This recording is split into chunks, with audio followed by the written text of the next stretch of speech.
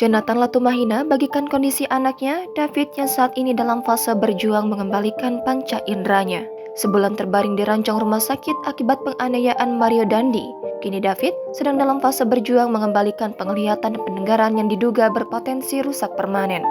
Hal ini diketahui dalam cuitan Twitter ayah David, @saksisak, pada Selasa 21 Maret, yang mengunggah kondisi David masih terbaring lemah di ranjang rumah sakit.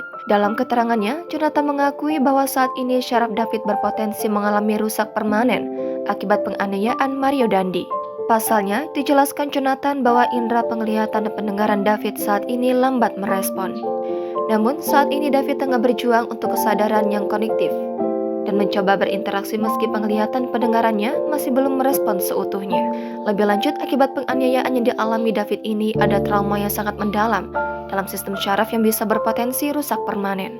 Namun, melihat perkembangan saat ini, Jonathan mengakui bahwa semua potensi kesembuhan David akan bisa pulih secara perlahan.